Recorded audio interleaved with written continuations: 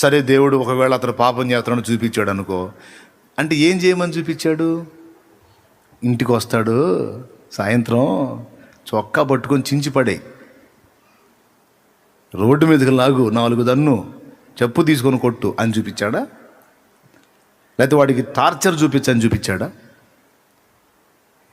పురుషుడికని చెబుతున్నా, పురుషుడా నీకు దర్శనం చూపించాడు, నీ భార్యను టార్చర్ చేయమని చూపించాడా? నో.